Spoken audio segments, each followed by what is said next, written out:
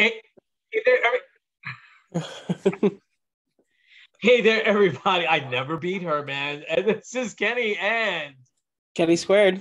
with the sports on the Positive Tip podcast. Kenny, what's going on there in the Midwest? Are you guys still in the midst of that heat wave that is sweeping across the country? We haven't gotten it yet, but are you still getting hit by this heat wave? We were until this morning. I let the dog out and it was absolutely I wouldn't say freezing, but it wasn't like blazing hot. Yeah, it could change there too. I remember last time I was there, man, it was cold, so it could change there a lot. Hey, let's start here. A lot of news this week, and it's amazing how this has worked out, how this is, in your hometown, in your backyard, but a lot of news about Deshaun Watson. So we've been following this really, really closely. What's the latest here with the settling of lawsuits, and does it look like he's going to play this year? What's the latest there, and what's the pulse like there in Cleveland? Well, like you said, he settled up 4 now of the lawsuits. So I feel like we might be heading closer towards a resolution. Kind of the vibes I've been getting is still, according to like NFL sources, the settling of the lawsuits is going to have nothing to do with the suspension that'll be doled out, assuming at least. But I don't know. It's going to be very interesting. I feel like there's still the vibe that he's going to be out for the full year. That kind of seems to be the general understanding. The NFL is reportedly pushing for a full year, which, yes, at this point, Watson will have missed 2 full seasons of actual play. But in reality, he got paid last year and he would only lose $1 million this year. So really, how much is he hurting? And all of the rest of his contract is guaranteed. So I don't know. To me, he's kind of going to end up not getting hurt as much. It'll be interesting to see because it's still I don't know what's taking so long. I feel like there still hasn't been a big reaction yet. I think people are kind of waiting to see what's going to happen. And then from there, but it'll be interesting when they finally do kind of dole something out. It's funny too, because I feel like there's going to be a little bit more focus now. So I don't know if you've seen the Guardians wake up this morning in first place with a huge comeback last night. Yeah, we got to talk about the Guardians. Yeah. So you're saying because of the Guardians, or at least part of it, right, that some of the focus has been off Watson. Yeah. There's still been, because the Browns still are kind of they're the dominant team in Cleveland, which is still, when you think about it, kind of ironic because out of the other teams, the Guardians / Indians, they've been to the finals recently. The Cavs obviously won a championship not too long ago. Yeah. The Browns haven't even been to the AFC title game never been to a Super Bowl. Yeah. They're one of the few teams that's never been to a Super Bowl. I don't know. Are the Browns prepared, do you think, that he might get suspended for the year, and in which case Jacoby Brissett, they ride with him? I don't think they're prepared yet, which is funny because you knew this was coming. You knew something was going to happen. You knew something was going to happen, whether it was a couple games because it wasn't as bad as it seemed, or it was longer.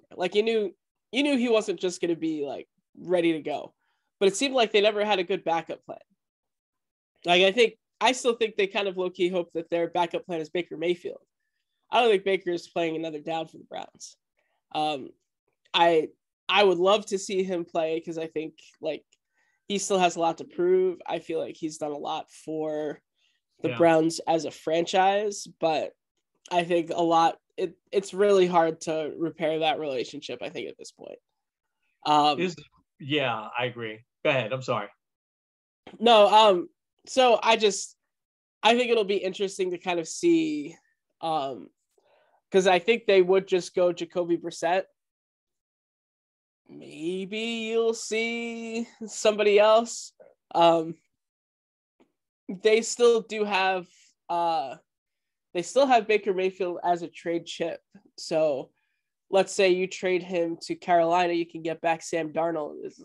I don't know if he's an upgrade over Jacoby Brissett necessarily, or trade him to Seattle and get somebody there. I don't know. Yeah. I was gonna ask you. This is one I try to stay away from putting myself in someone else's shoes because that's really, really hard to do. But this is I think it's interesting discussion. I'm interested to hear your answer. You're in Baker Mayfield's shoes. What would you do? I would still show up, but I wouldn't play. Okay. Because like holding out means he would miss out on 18 million. Yeah. And to me, like, I would say, yeah, I still deserve that 18 million. I didn't do anything wrong. Yeah. But there would have to be a lot for me to want to play again for the Browns, for the way that I feel like I would have been disrespected and treated, even though like I played last year hurt when I didn't have to do that and everything like that. So yeah. I would say I wouldn't want to play.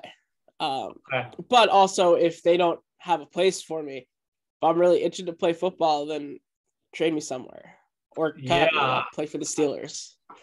Wow. That would be amazing, right? If you play for the Steelers. And there's no doubt with the coaching team there that he would do well. And think about this scenario, Kenny. Suppose and this is not out of the realm of possibility, right? Because they are Super Bowl contenders, I think, with their talent, with either Baker and this is no disrespect on Jacoby Brissett, who I think is a very good quarterback, but he's almost a little bit of a seat warmer, I think, which I don't think he would care about that. But imagine if Baker comes and Watson has to sit out suspended and Baker plays, tunes out everything. I mean, you'd have to really be locked in. He tunes out all the other stuff, and the Browns win a Super Bowl, and he walks away. Our Browns even get to the Super Bowl, and he walks away next year. Boy, oh boy, with that, imagine that scenario, and it's not a realm of possibilities for the Browns to at least get to the Super Bowl and win it, Oh yeah, that would be like the ultimate thank you, Cleveland. Yeah, wow. Honestly, even if they were to get to the AFC Championship game, like things would get crazy here. Yeah. Things were crazy after they beat the Steelers in the first round a couple years ago. Yeah. Very quietly, I haven't seen his commercials on TV at all. So very quietly, I think they took them all because his commercials are, he's like the stadium, the Cleveland Stadium, that's his house. He lives there. It's funny, and he's really good at it. Watson's still, and I guess this is par for the course, right? He has not admitted doing anything wrong. In fact, he doubled down again this past week, as did his attorneys when they made the announcement of paying with 20 out of the 24 lawsuits off, and they said that the other 4 are in the works, and they were very clear that there's no admission of guilt. But I'm also benefit of the doubt. Legally, you probably have to take this stance, I would guess, right? Yeah, I think if he said, yeah, like, I know I messed up, like he would be facing like a lot of criminal charges, especially if some more end up popping up. He could be really looking at some legal issues, like the civil stuff, fine, like it'll hurt his wallet, but like, he gets criminal charges, ends up in prison for a year. Like, sorry, there's no turning back from that. And I think at that point also the Browns could probably void his contract. Kind of like similar, I think that's what happened to Michael Vick, if I remember right. They did, yeah. And Michael Vick has signed at the time the biggest contract in NFL history, and it all got voided. And I think though Watson could learn a lot from Michael Vick. Again, you and I have talked about Michael Vick quite a bit. I think he is I think he's a model on how to come back from stuff. What he did was horrific, right? And some of the stuff he was involved in. Yeah. But he owned up to it.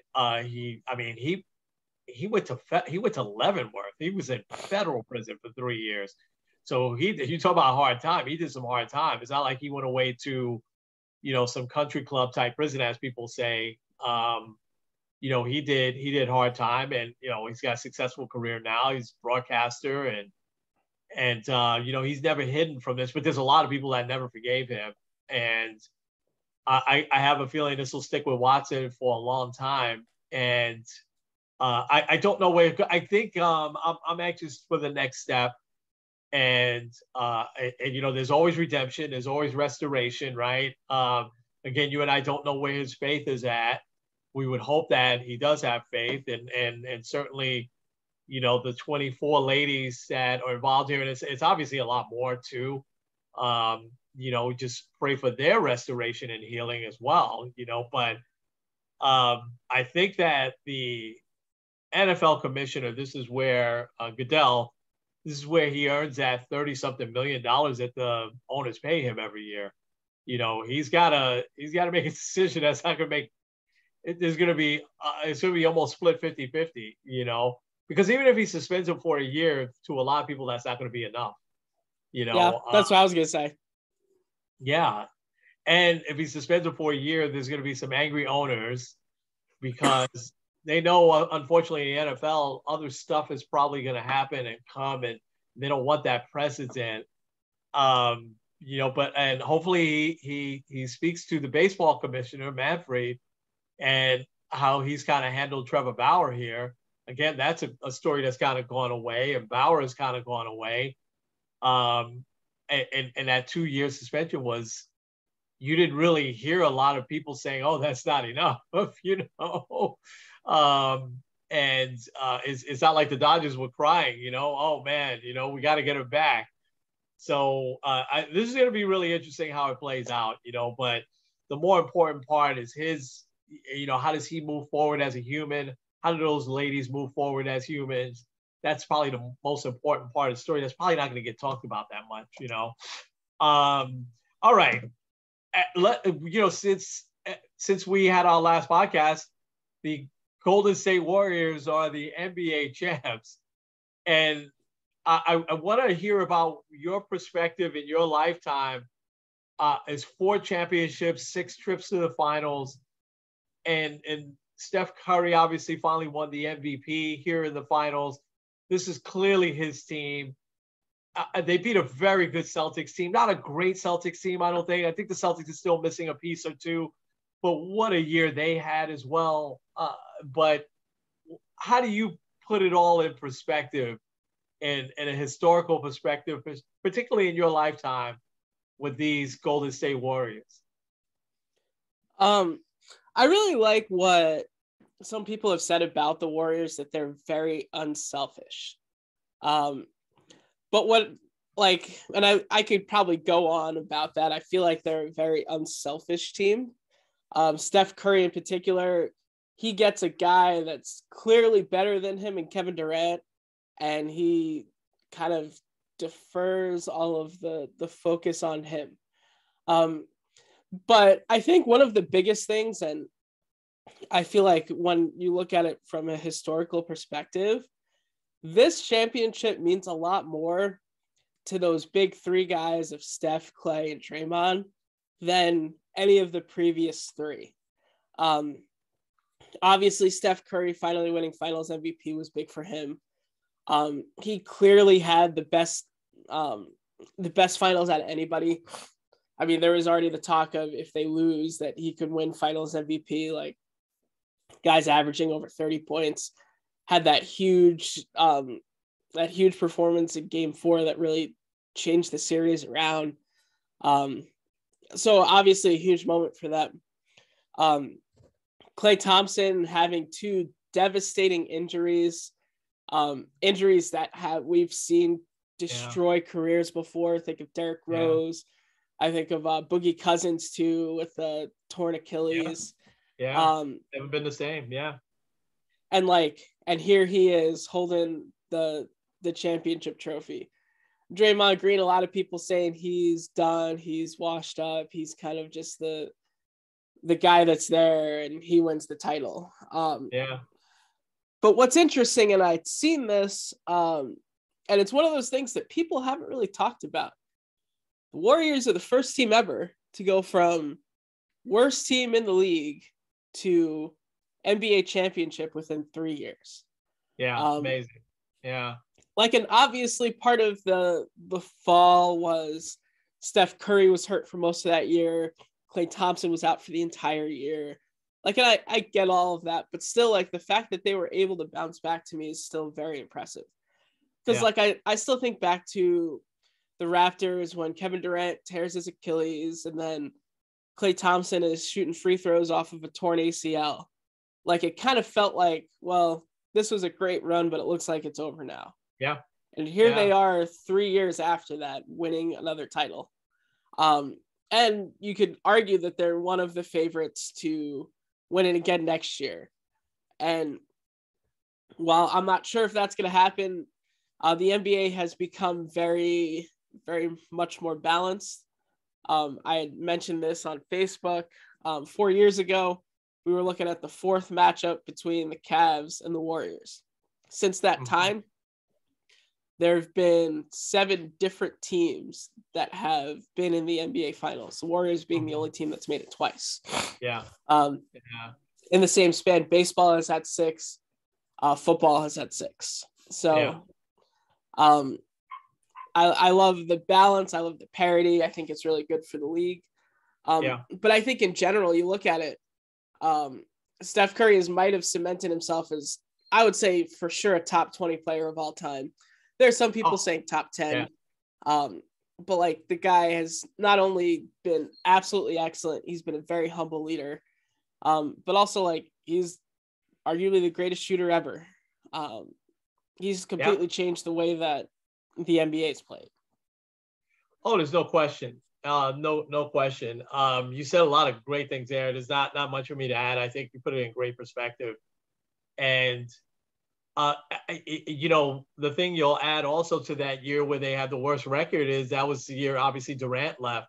So it really fell apart. And a lot of times you'll see, because I really want to give Steve Kerr a lot of credit here, because a lot of times you'll see a coach then bail, right? They've done their thing. They're, okay, it's over. He stayed, and he had some serious health issues with his back, but yet he still stuck it through. And look at him, getting a 4th title there. I think was just amazing. And it's amazing how you can, because I think the era that we've seen the NBA from, the announcement with LeBron was to try to build these super teams. But actually, that didn't really start with LeBron. It started more with the Celtics when they got, Kevin Garnett and Ray Allen to go along with Paul Pierce. And listen, that's worked to an extent, right? Because you can't argue with the Celtics' success in that, small era. The Heat winning a couple of championships, going to the finals 4 straight times in the LeBron era there. But these Warriors, they did it differently. These are guys that they drafted. And they built, from within, and guys that they held on to and kept their core together.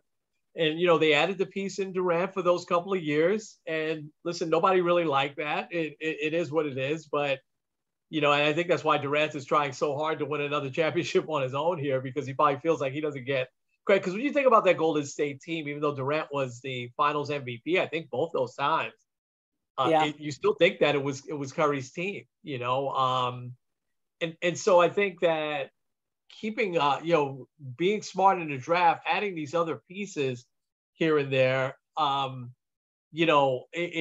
think that's the smart way to go. And you think about the guys over the years, Barbosa, Sean Livingston, Iguodala, all these guys that they kind of brought in, Andrew Bogut, you sometimes forget those names that were just key pieces in their championships. And the same this year, with Jordan Poole and even Gary Payton Jr. It was happy, it was good to see him come back in the same playoffs when he had that devastating injury.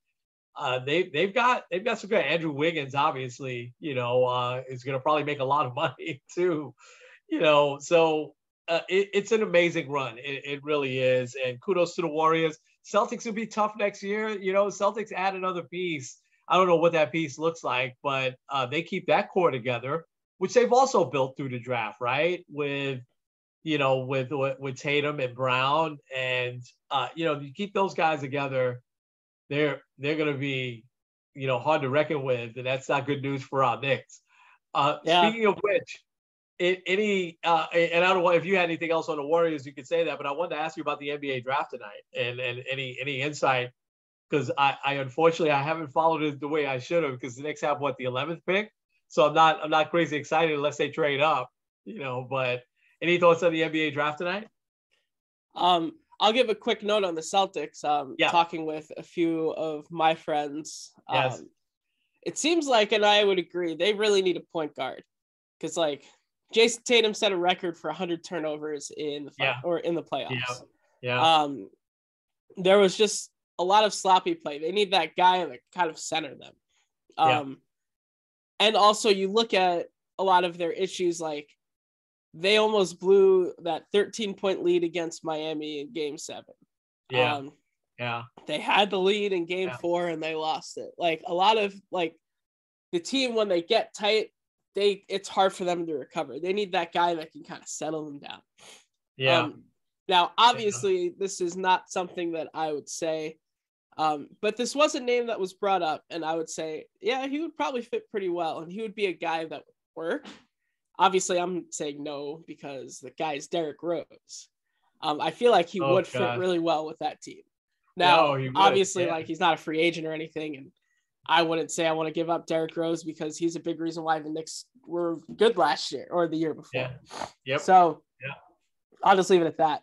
I'm kind of in the same boat. I know, we both watched a little bit of March Madness together, but I don't really have much on it this year. There's been a lot of rumblings about the Knicks trading up. Other than that, I don't know. It's just because I also feel like you look at the Knicks, even if they get a stud, does that make them better than Milwaukee? Does that make them better than Boston? Does that make them better than Brooklyn if Kyrie stays? Does that make them better than Miami? Already, that's 4 teams. So I don't know. Damian Lillard or Donovan Mitchell bring them to that level. I would go all out to try to get those guys. And I don't. If the Knicks stick with the core of the younger guys, do we wait on them to develop, and do we have? I don't want to compare them to Golden State, but Obi, Emmanuel. I mean, they still have RJ. They've kept their number 1 picks here, and they're very good, serviceable NBA players that could grow into something special. And I'm wondering, you keep those 3 guys together and you're patient there. So if you can land one other guy, like one of those 2 guys who I think would still be available, then maybe you have to put Julius Randle in there, but the salary is the thing that you'd have to, concern yourself with. But you add one of those guys, you keep those core draft picks, and you try to get another good pick at the number 11 spot here. Although the guy they really want is the guy from Purdue, who was really, really good. Jordan Ivey, I think his name is. They really want him, and they think they could get him if they go down to trade up to number 4. So we'll see what they could do. But I'm hesitant to trade those young chips. I also wouldn't trade Derrick Rose. I'm with you there. I think he's perfect coming off the bench. You said that he was a big reason why they were good 2 years ago. He also was a big reason why they weren't good, for a good stretch last year, because I think they missed him right away. And so, and listen, I want to see Randall be a star here and continue and go back to. I just don't know that it's going to happen. not based on some of the things last year. He needs a whole mindset shift, and playing in New York is tough. So we'll see. But I think that you're right in terms of if the Celtics add that piece. Malcolm Brogdon is also a name that would probably fit perfectly with the Celtics. He fit good with the Knicks too, but he probably fit even better with the Celtics, so they can move Marcus Smart over. You're right. The Knicks have a lot to deal with. It's going to be interesting to see what other teams do, like the 76ers, some of those teams that, have kind of been on the cusp for a little while now. What do? You're going to ride with Harden and Embiid, down the road. The Bucks, is going to be interesting to see how they retool a little bit. So Miami, I mean, it doesn't get any easier in the Brooklyn. East. Yeah, Brooklyn. Brooklyn's going to be interesting. The Lakers, too, I think will be interesting. Very interesting. Let's talk about Brooklyn for a second, though. I'm glad you brought that up. I jotted down Kyrie. I didn't know we'd have time to get to it, but let's get to him real quick. So it's looking more and more like he's going to opt out because the Nets have kind of drawn a line in the sand here that they're not going to extend him. Good move by the Nets or no? It depends. First of all, I think what he I don't know if you saw the report that apparently after Steve Nash would hold practice, he would then grab 5 other guys and then conduct his own practice. To me, he has zero respect for the coaching. He thinks that he's like the net. He thinks he's Joe Tsai owning the Nets. And this is also a guy that played in 103 games in the last 3 seasons, I believe. Jordan Poole played in 104 this year. So just to kind of give a little bit of a comparison, the guy doesn't play that much. He if it's not the vaccination, which, okay, I can understand that. Like if you played in any other city, it would have worked. It wouldn't have been an issue. Yeah. But I'll just point out Golden State had that issue for about 5 seconds, but Andrew Wiggins decided to get the vaccine. But also, if you don't want to get it, I'm not going to force you. But it's not only just that. He didn't want to play in the bubble. He was one of the very outspoken guys of not playing in the bubble. He has left multiple times for personal reasons and is popping up on Zooms, is in this place or the other. So his Nets tenure hasn't been great. And you start to look at the pattern here. Boston, he still gets mad that he gets booed so badly there. But he's at the TD Garden saying hey, I want to retire a Celtic. I want to be here for life. What did he expect? They're going to cheer him? Yeah. That was a complete failure when he went to Boston. It didn't work at all. They're not going to cheer him, Right. And then also you look at his time with the Cavs. He was excellent. One of the big heroes in the 2016 championship. And then he's well, I'm good here. And said that he didn't like playing with LeBron. Although now he's saying, well, I realized what LeBron was doing. When he goes to the Lakers, I mean that would be must watch TV for all the nights the Lakers will be on TV if he goes to the Lakers. So I don't know. I wouldn't give him a max deal at all. I would give him maybe a 1 or 2 with heavy incentives for how many games you play. Yeah. And if I'm any other team, I don't go anywhere near him. I think if the Nets could get him via sign and trade, so let's say he does want to go to the Lakers, and not the best scenario, but you say, in my problem for your problem, you get Russell Westbrook. Westbrook isn't necessarily going to make the Nets better, but at least he's an expiring contract and you can get rid of him. And him and Durant played well together for a long time, in OKC. Yeah. So that's not a bad move, actually. I read that the other day. I was like, that probably would work. Can I say this real quick? My personal feelings have changed on Kyrie over the last couple of months, because you've heard me say this before, that I feel like he's a guy that I could see being a philanthropist, that I think has a big heart. I think he's very compassionate towards causes like homeless and the hungry. You know, there also have been videos when he was out of him showing up at a soup kitchen at 1 a.m. to serve the homeless, you know.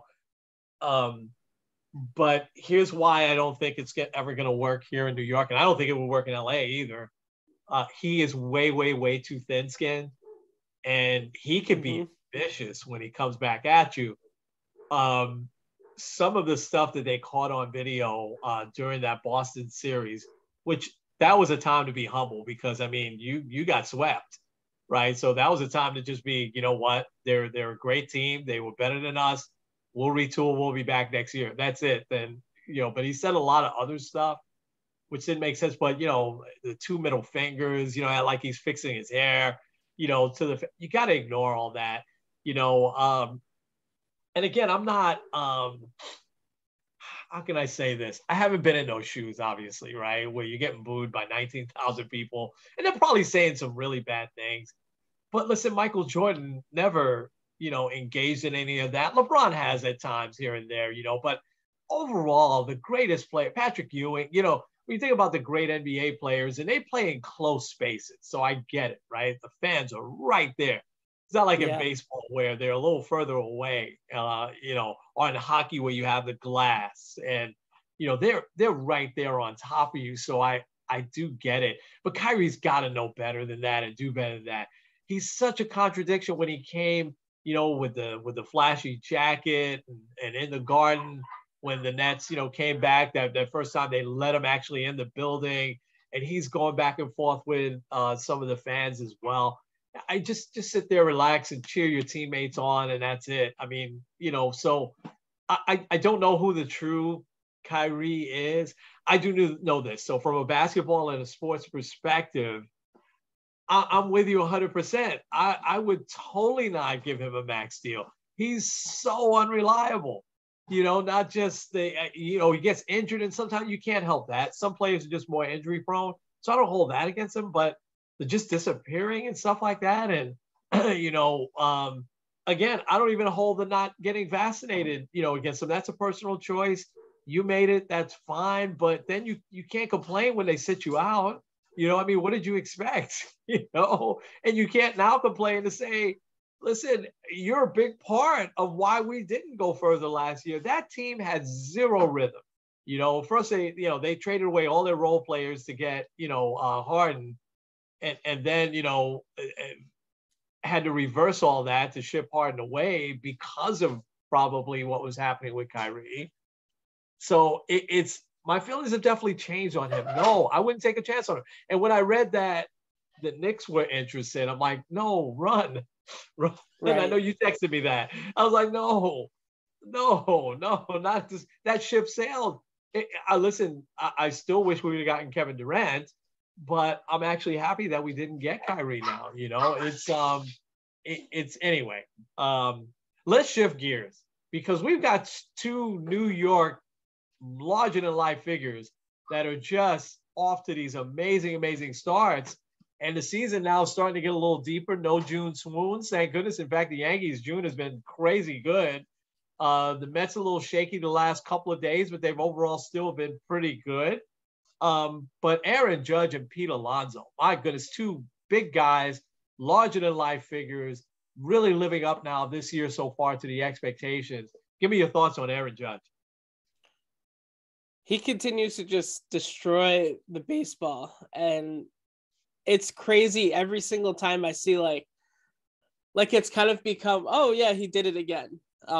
He had a multi-home run game yesterday, which ended up proving to be big because they came back on the Rays. So both those solo homers ended up making the difference, along with Trevino, who's also like a lot of people or a lot of his teammates, also Aaron Boone, are starting to say, hey, like this guy should be an all-star. And yeah. I don't know, I kind of agree, but I don't know. I don't know if you know this, tomorrow is his arbitration hearing. So like, I don't know. Come on, Brian Cashman, just give this guy give this guy the 1-year deal. Honestly, I would just say, give him the extension now. Don't have to worry about it. Let this dude play. I mean, he has a chance to set the Yankee franchise record for home runs. I say it that way so that people can't say, oh, well, he'll be the new home run king. He should be. But, like, this guy could break a record that's been standing for almost 60 years, or no, over 60 years now. So, I don't know. He's just been amazing. And also a good example, I had seen someone post about this. Yankees looked a little flat a couple days ago. Big reason why might be because Aaron Judge didn't play. Wow. Like, it always seems like they're in games. They're always there. Sweetie Murdy tweeted this out. Out of their 18 losses, I think like 15 of them are by 1 run, or 10 of them. I don't remember the number, but a good chunk of them are by either 1 or 2 runs. So, man. But yeah, he's just been amazing. And honestly, like, you look at Alonso and it's like, oh, like, could we have 2 New York MVPs? Maybe. Yeah.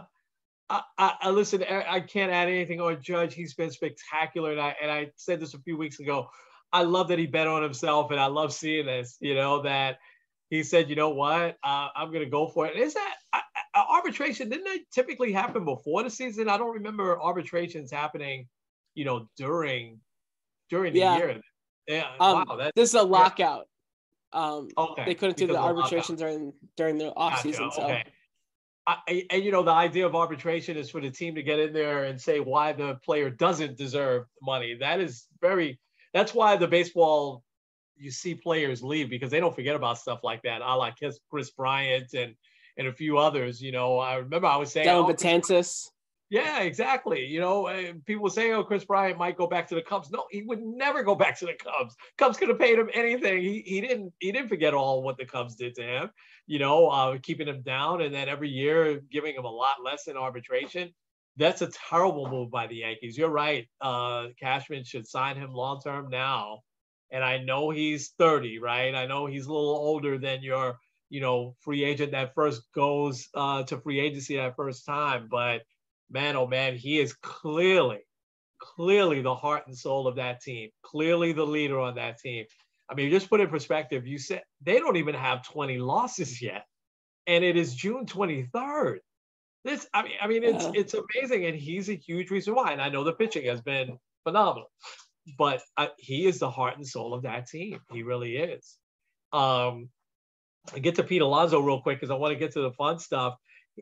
He also is the heart and soul of the Mets. He plays hard all the time. He's got this great, where he's always won me over, but he won me over even more when that whole thing happened with them and the Cardinals. He gets tackled from behind. And, afterwards he said, and it's been he got beamed in the head a couple of times this year, and he's kept his cool. And he said, I'm a really big guy. If I wanted to fight, people would get hurt. He said, so that's just not me. He's just got this great mentality, lifts his teammates up. I don't know if he's the clear leader on the Mets. I think Lindor, DeGrom, Max Scherzer probably are. But I tell you what, man, they feed off of him when he's hot. That team runs, and he's got 65 RBIs already. I mean, he could have 80 something by the All-Star break, which is going to be spectacular. So I love what he's doing, and yes, I think that we could have 2 MVPs both here in New York this year, because provided they stay healthy. That's always the big if, more with Judge than with Alonso. Alonso's been pretty healthy. But Alonso has got a lot of things that he's figured out, and I think the DH has also helped him. He hated it, being a DH at times, but now he's kind of thrived. Every time he's DH, he's hitting home runs and comes back better the next day, Hey, a quick trivia question for you.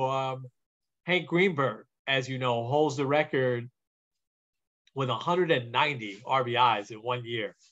Might be one of those that we may not ever see broken, right? Yeah. Do you know that he had, I think, 122 at the All-Star break, and that he did not make the All-Star team? Wow. Yeah. That's Yeah, crazy.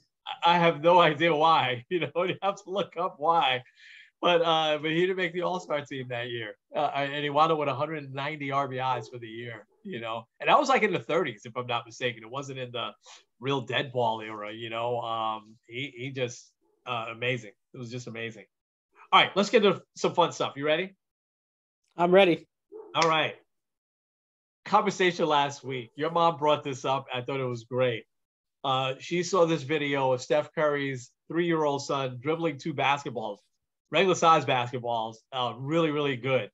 And looks like he obviously has the talent. He has the bug for basketball. And if you look at the Currys, him and Seth is a very good player, very underrated, I think, and obviously their dad, Dell, I remember him extremely well. You don't, but he was a sharpshooter. He didn't do much else, but he used to come off the bench. I remember with Charlotte. He was with a few teams. Milwaukee, if I remember right. He was a very, very good player. But, I mean, Steph is obviously all world. But is there something in the genes there? And some of the other more famous ones are the Mannings, the Longs in football. You look at baseball, the Griffeys, the Bonds, who the kids were way better than their dads, and their dads were very good players. Ken Griffey Sr. was very good. Barry Bonds was borderline Hall of Fame player, I thought. And then you look at the Blue Jays, they've kind of cornered the market with Bichette, with Guerrero, and with Biggio. Is there something there? And even on the, female side, you have, Muhammad Ali and Layla Ali. And there's probably a lot more that we could think of. I know there's Tamika Catchings. Her dad was a pretty good NBA player, and she was, retired now, but all-world WNBA player for a long time. Is there something to saying that it's in the genes, it's hereditary? Are you amazed when you see these second generations coming out? Because some of these players you remember, and you're still really young, but you remember that Vladimir Guerrero Sr., now you see his son coming up and doing really well. So something in the genes, what do you think? I think part of it is something in the genes. You had mentioned the Guerreros. Listen to this one. Within both of them, within their first 403 career games, 87 home runs and a 363 on base. That's wild. Almost as wild as the fielders, Prince and Cecil, finishing with the same number of career home runs. Amazing. I think part of it is genes. Like you look at guys like the Griffeys, the Mannings, Peyton and Eli, both obviously with Super Bowl rings. They apparently have a nephew that's really good in high school or college right now. That's amazing. See a third generation Manning quarterback. Yeah. So, I think part of it is genes. I think also part of it might be if your dad is an athlete, you have access to a lot of things that other people may not have, even if it's just by your name. Yeah, great point. Because take LeBron's son, Bronny. I think that from what it sounds like, a lot of people are projecting him because he's still a couple years away. They're projecting him to be maybe a late first round, second round type of draft pick. But someone's going to pick him up because, this is LeBron James's son. And also he's kind of said my last year, I want to play with my son. So it would be hey, here's a good way to get LeBron there. But I think also there is some aspect of talent. Another family, which I think it's only a 2 generation now because they're both kind of old, the Boones, Brett Boone, Aaron Boone, and Bob Boone. Yeah. But I think it's probably a mix because Steph Curry, yes, he had probably being able to say my dad was an NBA player helps him, but also the guy is an amazing shooter and no one's hit more 3-pointers in their career than Steph Curry has. Yes, Vladdy Jr. might have been able to be on the sidelines with his dad at an all-star game, but the guy was runner-up to MVP any other year, probably would have won it. You think of the Bondses, I know steroids helped him, but still Barry Bonds, no one's hit more home runs than him in his career. Yeah. Not only just in career, but regular season. So part of that, like there has to be some kind of talent in there. It would be really cool to see Steph Curry's son eventually like make it all the way there. Amazing. You made a great point. I hadn't thought about that. They probably have access to better training, better equipment, things like that. And because their dads are major leaguers or NBA players or NFL players. The other flip side on that is that we've also seen some busts, like Patrick Ewing Jr. I mean, he made it to the NBA, but he didn't do well, and then he floundered for a couple of years. Michael Jordan's sons, weren't very good in college. Darryl Strawberry's son, I know, was drafted into the NBA, but never got to play. Played a different sport, obviously. So I don't think it's always just the genes. I think maybe the name does get you kind of far.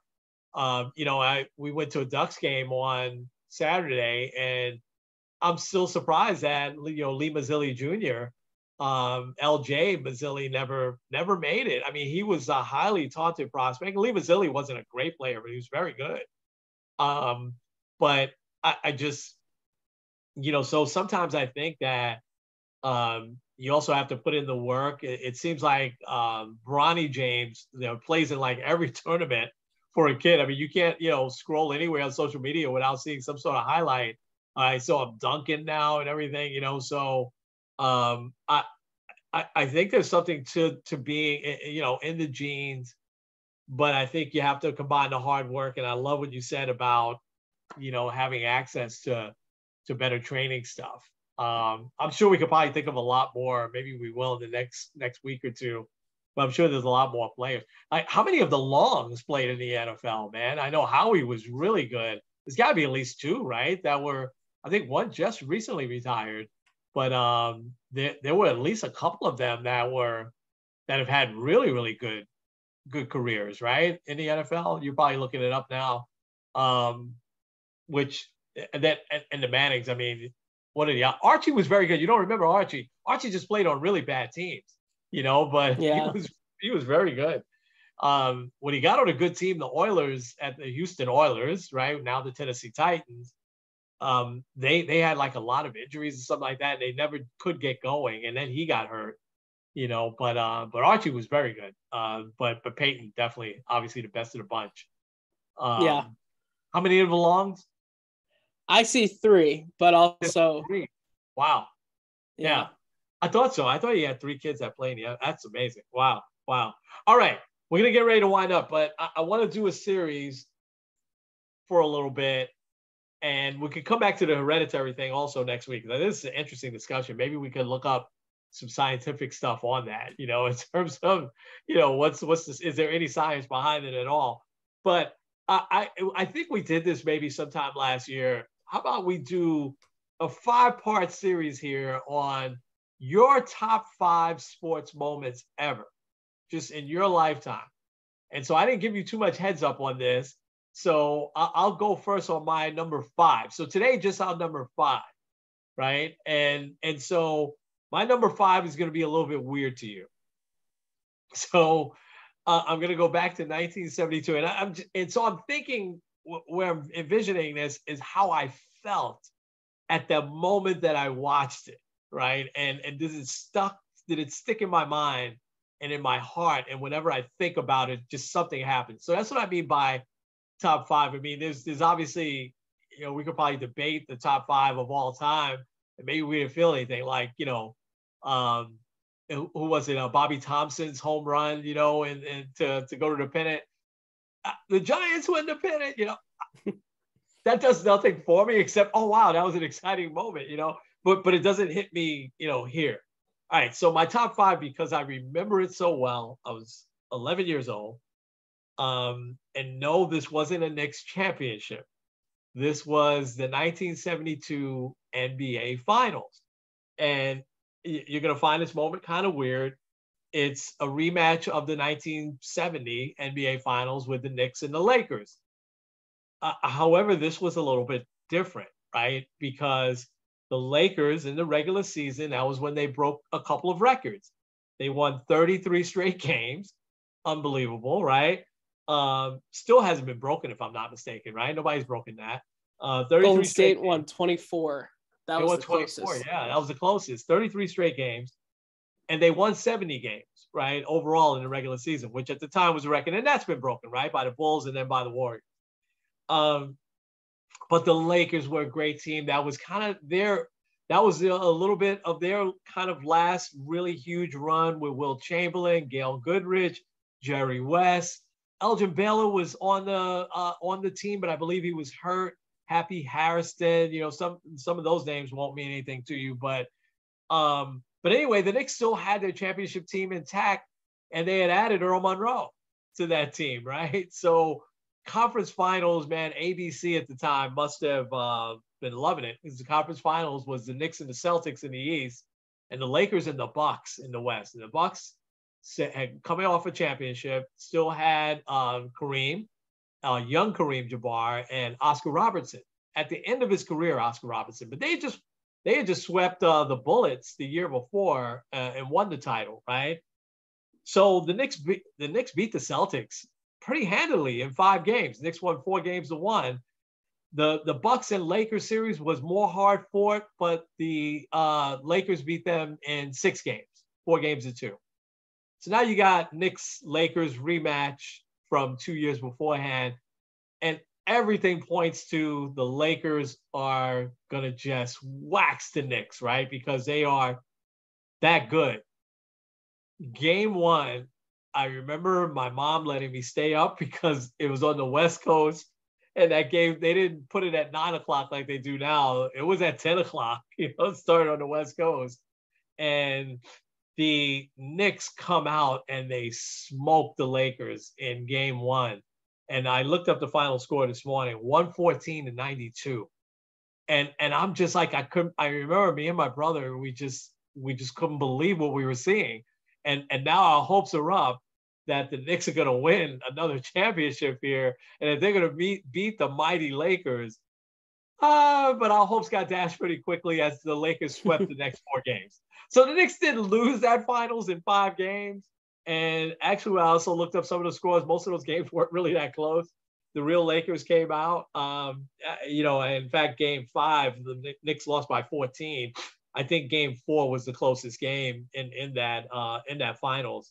But I just to take myself back to that moment and remembering the hope I had and how excited we were, because I really remember 1970, but I don't remember 1970 all that well. Because again, it was weird because some of the games weren't on TV. But I also wasn't following the way I should. I fell in love with basketball after that. And by the time it got to the 72 season, I was a real good follower of the game. I was rooting so hard for the Knicks to win. Pumped up they won game 1, but they got swept the next 4 games. So those are my top. That's my number 5. What you got? All right. Well, my number 5, one that came to mind that really sticks with me is, and this is kind of not just a single moment, but the end of the 2011 MLB season. We're really like that end of that season in the playoffs. Really like the craziest game 162s out there. Whether it was like the epic collapse of the Red Sox where they had been up by like 8 games or something like that, and then saw that lead dwindle down, and then the lowly Baltimore Orioles come back on Jonathan Papelbon in the 9th inning. And then just as that's happening, the Yankees, who are already in the playoffs, kind of a throwaway game for them, they blow a 7-0 lead with their like back end relievers that aren't making the playoff roster to the Rays, who then tie it. And then it's extra innings. I think it's the top of the 11th. They see that the Red Sox have lost. And then Evan Longoria hits, which they actually have marked in their ballpark, like 162 landing. Home run right down the left field line. Everyone's going crazy. Wow. But then, while all of that's happening, you have on the National League side, the Braves with the epic collapse as well. Or I think it was the Braves, right? Yeah. It might have been. Okay. I think so. they have an epic collapse and kind of all happening at the same time. What I remember is I was working at King Cullen at the time, getting in at like 11, 12 o'clock at night, and being able to watch all of that chaos unfold. Yeah. It was a lot of fun. But then you go to the World Series where the Texas Rangers are literally 1 out away, and they couldn't seal the deal. And then David Freese becomes the epic hero, and the Joe Buck calling back his dad. We'll see you tomorrow night. Just an amazing couple games there. So the 2011 end of the season for me, number 5. That's a really, really good one, man. Oh man. And I had hernia surgery and I was hurting in that World Series, but you called mommy and said, you gotta wake him up. He's gotta watch this. And I got up in time to see that whole, what was that, game 6, right? I was watching it, but I really hadn't slept much because I was in a lot of pain. And finally I was able to sleep. But she would not let me go back. She said, no, Kenny says, you got to get up. You got to get up. And I was so glad I did, because I was at like 11th inning maybe when he hit that home run. But that was amazing. That was that's one of the least talked about World Series. Whereas that it was one of the best. Every game was tight and dramatic. But boy, that last day of the season, I remember that. Oh my gosh, particularly the Tampa one, which, was just unbelievable. Tampa and the Yankees, had nothing really to lose there, but man, oh man, that was amazing. All right. We are there. Let's go ahead, and I got the music going. Kenny, take us home. All right. This is Kenny Squared and Kenny with Sports on the Positive Tip. You'll hear our number 4 next week. Absolutely. So make sure you listen in. Absolutely. Take care, everybody.